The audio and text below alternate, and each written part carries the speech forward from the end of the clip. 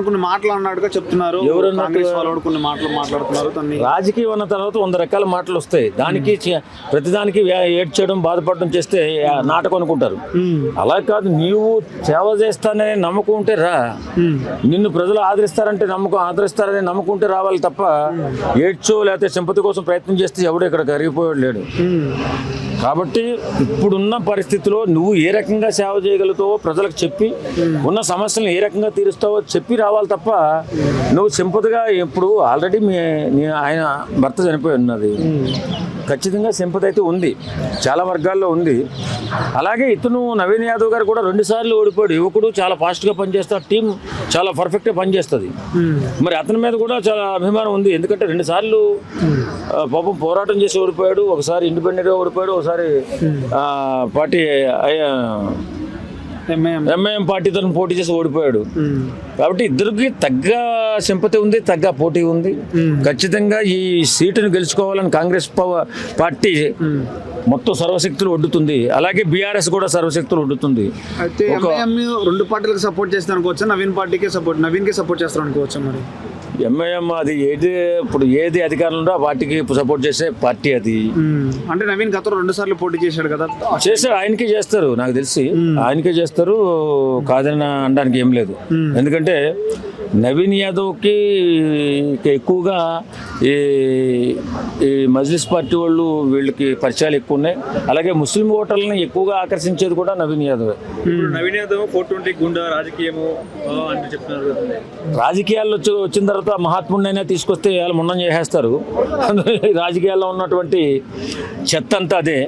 కాకపోతే మనం పని చేయించుకోవాలా, నియోజకవర్గంలో ఉన్నటువంటి పేద ప్రజలను కాపాడుకోవాలా, కడుపులో పెట్టుకోవాలని ఎవరైతే ఆలోచిస్తున్నారో వాళ్ళు మాత్రం ఖచ్చితంగా విన్ అవుతారు. ఇప్పటికు ఈవేళ ప్రజెంట్ రిపోర్ట్ నవీన్ యాదవ్కి బాగుంది.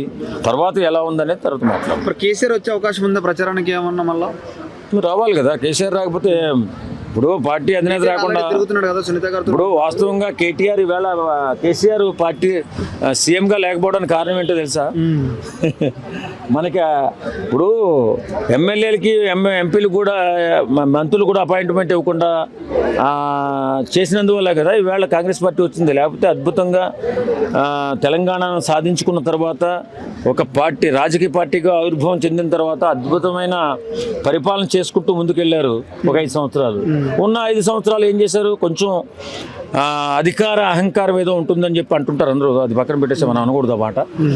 అలాగా అధికారం ఇంకా ఇంకొక 10 సంవత్సరాలు 20 సంవత్సరాలు మనకే ఉంటుందనే భావంతో ఎవరికి కూడా అపాయింట్మెంట్లు ఇవ్వకపోవడం, నియోజకవర్గంలో ఉన్నటువంటి ఎమ్మెల్యేలు తన పనులు వారు చేసుకోలేక, ప్రజలు అడిగే సమస్యలకు సమాధానం చెప్పలేక ఇబ్బందులు పడినటువంటి కారణాల వల్ల ఇవాళ బీఆర్ఎస్ పార్టీ ఓడిపోవడం జరిగింది.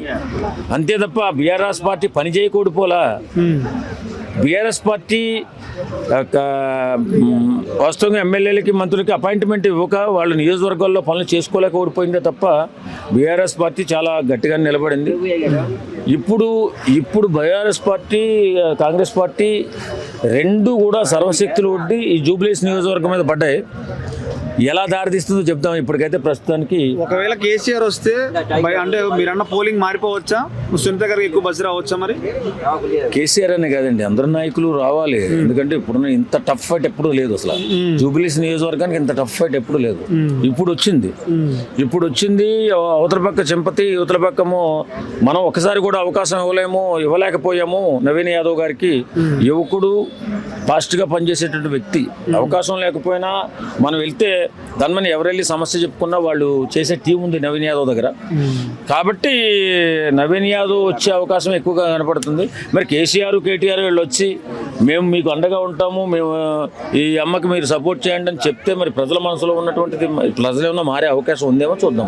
ఇప్పుడు ఎక్కువ న్యూస్ ఏంటంటే కేసీఆర్కి సపోర్ట్ చేసింది చిన్న శ్రీశైలం యాదవ్. ఒకప్పుడు పార్టీ రథం కానీ దానికి సంబంధించిన బండ్లన్నీ కొనిచ్చింది యాదవ్ తన కాబట్టి వాళ్ళ డాడీ, నవీన్ వాళ్ళ డాడీ కాబట్టి ఇటు సపోర్ట్ చేస్తారు కేసీఆర్ అన్నట్టుగా చెప్తున్నారు. మరి దీన్ని ఎలా చూడొచ్చు మనం?